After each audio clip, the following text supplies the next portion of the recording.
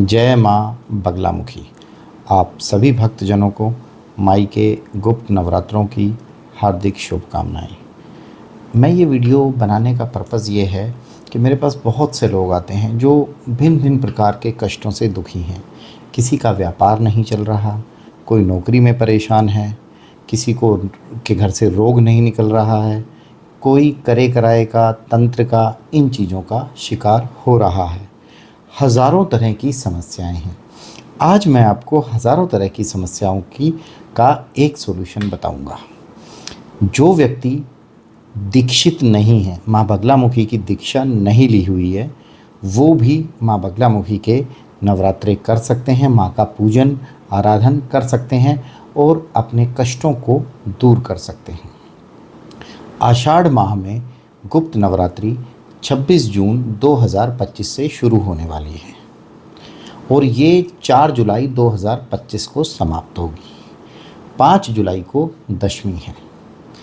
ये गुप्त नवरात्रि साल में दूसरी बार आई है। गुप्त नवरात्रों में हम 10 महाविद्याओं की पूजा करते हैं।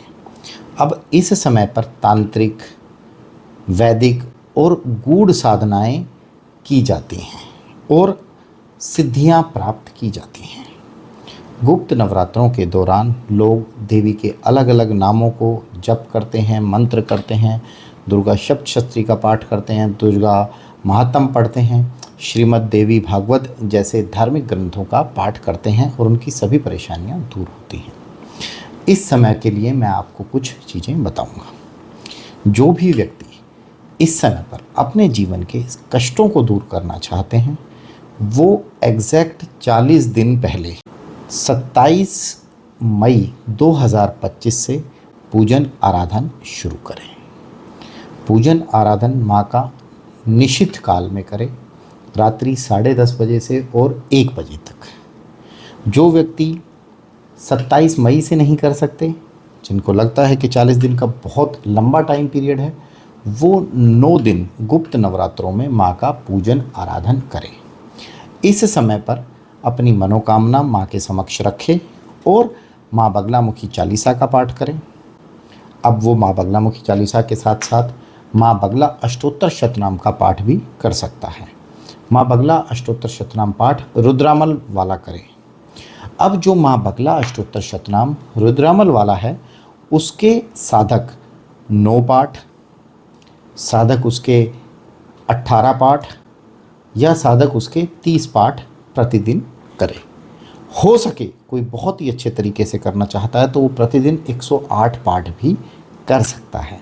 जब भी माँ का पाठ करे तो उसकी प्रोनाउंसिएशन, जो उच्चारण है, वो एकदम शुद्ध होना चाहिए, उसमें कोई भी त्रुटि ना हो। माँ के समक्ष पीले फूल अर्पित करें। माँ के समक्ष अगर पीले फूल नहीं मिल रहे हैं तो गुलाब का या कमल का फूल अर्पित करें। माँ को शुद्ध गुलाब का इत्र अर्पित करें। माँ के समक्ष तिल के तेल का दीपक जलाएं। माँ का जो भोग है वो पीले रंग का होना चाहिए। आप में से जो भी साधक माँ की उपासना के लिए कोई भी जानकारी प्राप्त करना चाहते हैं, वो मुझसे निःशुल्क रूप से प्राप्त कर सकते हैं।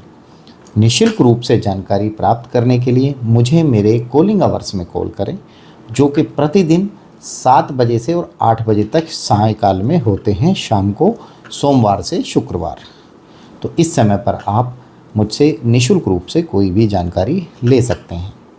यदि कोई व्यक्ति अपने बड़े प्रयोजन सिद्ध करवाना चाहता है, उसको ये लगता है कि मेरे प्रयोजन बड़े हैं या मेरी समस्या भी बढ़ गई है और वो पूर्ण रूप से अपना अनुष्ठान करवाना चाहता है, तो वो व्यक्ति हमसे संपर्क कर सकता है।